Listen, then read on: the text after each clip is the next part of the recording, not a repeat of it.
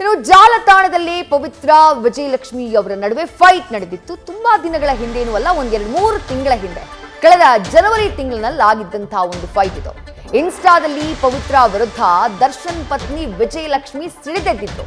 ಈ ಹಿಂದೆ ಬಹಿರಂಗವಾಗಿ ಇಬ್ರೂ ಕೂಡ ಇನ್ಸ್ಟಾಗ್ರಾಮ್ನಲ್ಲಿ ವಾರ್ ಮಾಡ್ಕೊಂಡಿದ್ರು. ಪವಿತ್ರ ಮಾಜಿ ಪತಿ ಬಗ್ಗೆ ವಿಜಯಲಕ್ಷ್ಮಿ ಪ್ರಸ್ತಾಪವನ್ನ ಮಾಡಿದ್ರು. ಸಂಜಯ್ ಸಿಂಗ್ ಫೋಟೋನ ವಿಜಯಲಕ್ಷ್ಮಿ ಹಂಚಿಕೊಂಡಿದ್ರು. ಆಗ ದರ್ಶನ್ ಜೊತೆಗಿನ ಫೋಟೋ ಹಾಕಿ ಪವಿತ್ರ ಕೌಂಟರ್ನ ಕೊಟ್ಟಿದ್ರು. ಸೋಷಿಯಲ್ ಮೀಡಿಯಾದಲ್ಲಿ ಇಬ್ಬರ ನಡುವೆ ಕದನ ನಡೆದಿತ್ತು. ಅದನ್ನ ಈ ರಾಜ್ಯದ ಜನ ಅಥವಾ ಆ ಸೋಷಿಯಲ್ ಮೀಡಿಯಾ ಇನ್ಸ್ಟಾಗ್ರಾಮ್ ಯೂಸ್ ಮಾಡುವಂಥವರು ಗಮನಿಸಿದ್ದಾರೆ. ಆ ಎರಡೂ ಪೋಸ್ಟ್ಗಳನ್ನ ನೀವು ಗಮನಿಸ್ತಾ ಇದ್ದೀರಿ. ಮೊದಲಿಗೆ ವಿಜಯಲಕ್ಷ್ಮಿ ಅವರು ಒಂದು ಪೋಸ್ಟ್ ಹಾಕ್ತಾರೆ. ಜನವರಿ 22ನೇ ತಾರೀಕು ಬಹುಶಃ ತಾನು, ತನ್ನ ಮಗ ಹಾಗೆ ದರ್ಶನ್ ಈ ಮೂರು ಜನರ ಫೋಟೋ ಒಟ್ಟಿಗಿರುವಂತಹ ಫೋಟೋನ ಹಾಕಿ ಅಸ್ ಫ್ಯಾಮಿಲಿ ಟೈಮ್ ಅಂತೇನೋ ಹಾಕಿರ್ತಾರೆ.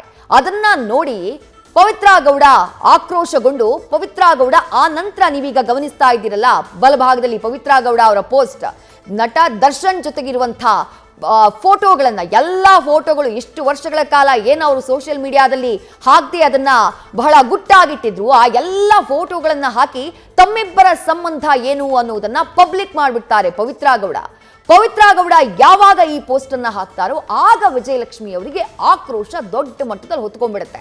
ಆ ಸಂದರ್ಭದಲ್ಲಿ ಆ ಇನ್ನೊಂದು ಪೋಸ್ಟ್ ಅನ್ನ ನೀವು ಪಕ್ಕದಲ್ಲಿ ಗಮನಿಸ್ತಾ ಇದ್ದೀರಲ್ಲ ವಿಜಯಲಕ್ಷ್ಮಿ ಅವರ ಪೋಸ್ಟ್, ಆ ಪೋಸ್ಟ್ ನಲ್ಲಿ ಅವರು ಸಂಜಯ್ ಸಿಂಗ್ರ ಆದ್ರೆ ಪವಿತ್ರ ಗೌಡರ ಮೊದಲ ಪತಿ ಸಂಜಯ್ ಸಿಂಗ್ ಆತನ ಜೊತೆಗಿದ್ದಂತಹ ಪವಿತ್ರ ಗೌಡ ಫೋಟೋನ ಹಾಕಿ ಇನ್ನೊಬ್ಬನ ಪತ್ನಿ ಈಕೆ ನನ್ನ ಗಂಡನ ಜೊತೆಗಿನ ಫೋಟೋನ ಹೇಗೆ ಹಾಕಿದ್ಲು ಅಂತ ಹೇಳಿ ಪ್ರಶ್ನೆಯನ್ನ ಮಾಡಿರ್ತಾರೆ. ಮತ್ತಷ್ಟು ಡೀಟೇಲ್ಸ್ ನಮ್ಮ ಪ್ರತಿನಿಧಿ ಭರತ್ ನೀಡ್ತಾ ಹೋಗ್ತಾರೆ. ಭರತ್, ಒಂದು ರೀಲ್ಸ್ ನಿಂದಾಗಿ ಶುರುವಾದಂಥ ಅದು ಜಗಳನೋ ಅಥವಾ ಆಕ್ರೋಶನೋ ಇವತ್ತು ಕೊಲೆ ನಡೆದು ನಟನ ಜೊತೆಗೆ ಇದ್ದಂತಹ ಪವಿತ್ರ ಗೌಡ ಜೊತೆಗೆ ಇಡೀ ಪಟಾಲ ಜೈಲಿನೊಳಗೆ ಸೇರ್ಕೊಂಡ್ಬಿಟ್ಟಿದೆ. ವಿಚಾರಣೆ ನಡೀತಾ ಇದೆ. ಬಟ್ ಎಲ್ಲವೂ ಶುರುವಾಗಿದ್ದು ಸೋಷಿಯಲ್ ಮೀಡಿಯಾದಲ್ಲಿ ಆಗ್ತಾ ಇದ್ದಂತಹ ವಾರ್ನಿಂದ. ಅದರಲ್ಲೂ ಪ್ರಮುಖವಾಗಿ ಕಳೆದ ಜನವರಿನಲ್ಲಿ ಶುರುವಾದಂತಹ ಅಲ್ಲಿ ತನಕ ಮುಸುಕಿನ ಗುದ್ದಾಟ ನಡೀತಾ ಇತ್ತು. ಕಳೆದ ಜನವರಿ ತಿಂಗಳಿನಲ್ಲಿ ಸೋಷಿಯಲ್ ಮೀಡಿಯಾದಲ್ಲಿ ಅದರಲ್ಲೂ ಇನ್ಸ್ಟಾಗ್ರಾಮ್ನಲ್ಲಿ ಬಹಿರಂಗವಾಗಿ ವಾರ್ಗೆ ಶುರು ಇಟ್ಕೊಂಡ್ಬಿಡ್ತಾರೆ ದರ್ಶನ್ರ ಪತ್ನಿ ವಿಜಯಲಕ್ಷ್ಮಿ ಹಾಗೆ ಆಪ್ತ ಗೆಳತಿ ಪವಿತ್ರ ಗೌಡ. ಈ ವಾರ್ನ ಬಗ್ಗೆ ವಿವರಿಸಬಹುದಾ ಅಂತ ಹೇಳಿ ಭರತ್? ವಿದ್ಯಶ್ರೀ, ರೇಣುಕಾಸ್ವಾಮಿ ಮರ್ಡರ್ ಕೇಸ್ನ ಮೂಲ ಹುಡುಕ್ತಾ ಹೋದ್ರೆ ರೀಲ್ಸ್ ಆದಂತ ಅಂತ ಹೇಳಿದ್ರೆ ಪವಿತ್ರ ಗೌಡ ಅವರ ರೀಲ್ಸ್ಗಳಿಂದನೇ ಈ ಪ್ರಕರಣ ಶುರುವಾಗಿದ್ದು ಸ್ಪಷ್ಟವಾಗಿ ಗೊತ್ತಾಗ್ತಾ ಇದೆ. ಅಂತ ಹೇಳಿದ್ರೆ ಪವಿತ್ರ ಗೌಡ ಅವರ ರೀಲ್ಸ್ಗಳಿಗೆ ರೇಣುಕಾಸ್ವಾಮಿ ಅವರು ಕಮೆಂಟ್ ಮಾಡ್ತಾ ಇದ್ರು, ಅಶ್ಲೀಲವಾಗಿ ಕಮೆಂಟ್ ಮಾಡ್ತಾ ಇದ್ರು, ಅಶ್ಲೀಲವಾಗಿ ಮೆಸೆಂಜರ್ಗಳಲ್ಲಿ ಅವರಿಗೆ ರಿಪ್ಲೈ ಕೊಡ್ತಾ ಇದ್ರು ಅನ್ನೋ ಒಂದು ಆರೋಪ ಕೇಳಿ ಬರುತ್ತೆ. ಇದೇ ವಿಚಾರವಾಗಿ ಪವಿತ್ರ ಗೌಡ ಅವರು ಬೇಜಾರು ಮಾಡಿಕೊಂಡು ಅವರ ಪವನ್ಗೆ ಅಂದ್ರೆ ಆಪ್ತರಾಗಿದ್ದಂಥ ಪವನ್ ಅವರಿಗೆ ವಿಷಯ ಮುಟ್ಟಿಸ್ತಾರೆ. ಪವನ್ ಅವರ ಮುಖಾಂತರ ದರ್ಶನ್ ಅವರಿಗೆ ವಿಷಯ ಮುಟ್ಟುತ್ತೆ. ದರ್ಶನ್ ಅವರ ಮುಖಾಂತರ ಅವರ ಸಹಚರರಿಗೆ ಅವರ ಫ್ರೆಂಡ್ಸ್ಗೆ ವಿಷಯ ಮುಟ್ಟಿ ರೇಣುಕಾಸ್ವಾಮಿ ಅವ್ರನ್ನ ಕಿಡ್ನಾಪ್ ಮಾಡ್ಕೊಂಡ್ಬಂದು ಒಂದು ಹಲ್ಲೆ ಮಾಡಿ ಈಗ ಕೊಲೆವರೆಗೂ ಹೋಗಿರುವಂಥದ್ದು ಸದ್ಯದ ತನಿಖೆಯಿಂದ ಸದ್ಯದ ಬೆಳವಣಿಗೆಯಿಂದ ಗೊತ್ತಾಗ್ತಾ ಇದೆ.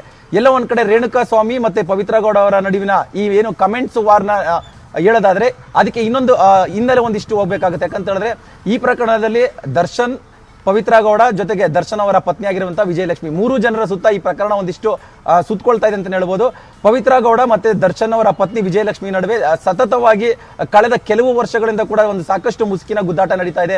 ಸೋಷಿಯಲ್ ಮೀಡಿಯಾದಲ್ಲಿ ಪರಸ್ಪರ ಒಬ್ಬರಿಗೊಬ್ರು ಟೀಕೆ ಮಾಡೋದು ಮತ್ತೆ ಕಾಲಿಳಿಯೋದು ಮತ್ತೆ ಒಬ್ಬರಿಗೊಬ್ರು ವಿರೋಧ ಮಾಡ್ತಾ ಇರೋದು, ಖಂಡಿಸ್ತಾ ಬರೋದಂಥದ್ದು ಎಲ್ಲ ಘಟನೆಗಳು ನಡೀತಾ ಇತ್ತು. ನಾನು ಪ್ರಮುಖವಾಗಿ ಪವಿತ್ರ ಗೌಡ ಅವರು ದರ್ಶನ್ ಅವರ ದಾಂಪತ್ಯದಲ್ಲಿ ಎಷ್ಟರ ಮಟ್ಟಿಗೆ ಅವರು ಮಧ್ಯಪ್ರವೇಶ ಮಾಡಿದ್ದಾರೆ, ಎಲ್ಲಿಂದ ಶುರುವಾಯಿತು ಅಂತ ಒಂದು ಸಣ್ಣದಾಗಿ ಬ್ರೀಫ್ ಮಾಡೋದಾದ್ರೆ 2017ರಲ್ಲಿ ಮೊದಲನೇ ಸಲ ಪವಿತ್ರ ಗೌಡ ಅವರು ದರ್ಶನ್ ಅವರ ಜೊತೆಗಿನ ಒಂದು ಫೋಟೋವನ್ನ ಪ್ರೊಫೈಲ್ ಪಿಕ್ಗೆ ಹಾಕ್ತಾರೆ.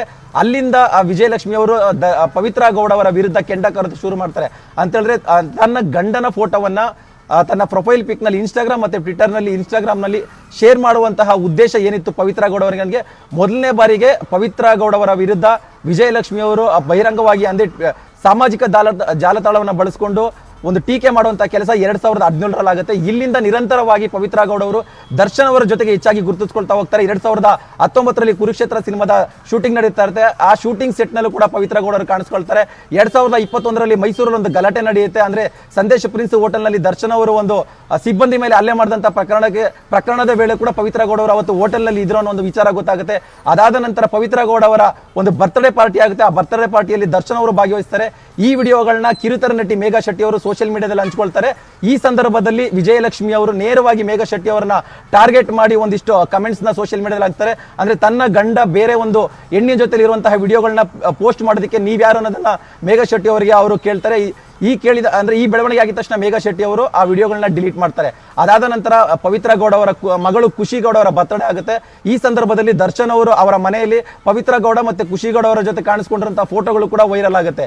ಇದಿಷ್ಟೆಲ್ಲ ಆಗ್ತಾ ಇರುವಂತಹ ಸಂದರ್ಭದಲ್ಲಿ ಕಳೆದ ಜನವರಿ ತಿಂಗಳಲ್ಲಿ ಪವಿತ್ರ ಗೌಡ ಅವರು ದರ್ಶನ್ ಜೊತೆಗಿನ ಸುಮಾರು 20 ರಿಂದ 25 ಫೋಟೋಗಳನ್ನ ಸೋಷಿಯಲ್ ಮೀಡಿಯಾದಲ್ಲಿ ಶೇರ್ ಮಾಡುವುದರ ಮುಖಾಂತರ ತಮ್ಮ ರಿಲೇಶನ್ಶಿಪ್ಗೆ 10 ವರ್ಷ ಅನ್ನೋದನ್ನ ಪೋಸ್ಟ್ ಮಾಡಿ ಒಂದಿಷ್ಟು ಫೋಟೋಗಳನ್ನ ಅಂದ್ರೆ ಪ್ರವಾಸಕ್ಕೆ ಹೋಗಿರುವಂತಹ ಫೋಟೋಗಳನ್ನ ಮನೆಯಲ್ಲಿ ಕೂತು ಪೂಜೆ ಮಾಡ್ತಾ ಇರುವಂತಹ ಫೋಟೋಗಳನ್ನ ಜೊತೆಗೆ ಬೇರೆ ಬೇರೆ ಕಾರ್ಯಕ್ರಮಗಳಲ್ಲಿ ಒಟ್ಟಿಗೆ ಭಾಗವಹಿಸಿರುವಂತಹ ಫೋಟೋಗಳನ್ನ ಎಲ್ಲವನ್ನು ಕೂಡ ಶೇರ್ ಮಾಡೋದ್ರ ಮುಖಾಂತರ ನಾನು ದರ್ಶನ್ ಜೊತೆಲಿ ಇದ್ದೀನಿ, ಕಳೆದ 10 ವರ್ಷಗಳಿಂದ ನಮ್ಮ ಇಬ್ಬರ ನಡುವೆ ರಿಲೇಶನ್ಶಿಪ್ ಇದೆ ಅನ್ನೋದನ್ನ ಸಾಮಾಜಿಕ ಜಾಲತಾಣದಲ್ಲಿ ಹಾಕೋದ್ರ ಮುಖಾಂತರ ಒಂದು ಹೊರಗಿನ ಪ್ರಪಂಚಕ್ಕೆ ಹೊರಗಿನ ಸಮಾಜಕ್ಕೆ ಅವರು ಸಂದೇಶವನ್ನ ಕೊಡ್ತಾರೆ.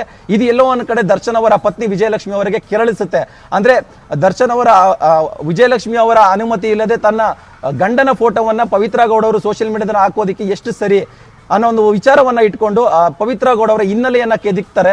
ಈ ಸಂದರ್ಭದಲ್ಲಿ ಪವಿತ್ರ ಗೌಡ ಅವರ ಒಂದು ಹಸ್ಬೆಂಡ್ ಅಂದ್ರೆ ಮಾಜಿ ಪತಿ ಏನಿರ್ತಾರೆ ಸಂಜಯ್ ಸಿಂಗ್, ಅವರಿಬ್ಬರ ಒಂದು ಹಿನ್ನೆಲೆ, ಅವರಿಬ್ಬರ ಒಂದು ಫ್ಲಾಶ್ ಬ್ಯಾಕ್ ಮತ್ತೆ ಅವರಿಬ್ಬರ ಒಂದು ಕೌಟುಂಬಿಕ ಕಲಹವನ್ನ ವಿಜಯಲಕ್ಷ್ಮಿ ಅವರು ಕೆದಕ್ತಾ ಅಲ್ಲಿ ಒಂದಿಷ್ಟು ಪೋಸ್ಟ್ ಆಗ್ತಾರೆ. ಅಂದ್ರೆ ಪವಿತ್ರ ಗೌಡ ಅವರಿಗೆ ಈಗಾಗಲೇ ಸಂಜಯ್ ಸಿಂಗ್ ಜೊತೆ ಮದುವೆ ಆಗಿದೆ, ಅವ್ರಿಗೊಂದು ಮಗು ಇದೆ, ಆದ್ರೂ ಕೂಡ ನನ್ನ ಗಂಡನ ಹಿಂದೆ ಬಿದ್ದಿದ್ದಾಳೆ ಅನ್ನೋದನ್ನ ಉಲ್ಲೇಖ ಮಾಡ್ತಾ ಒಂದಿಷ್ಟು ವಾರ್ ಮಾಡ್ತಾರೆ. ಈಗ ಕೂಡ ಮರ್ಡರ್ ಕೇಸ್ ಏನಾಗಿದೆ ಇದೇ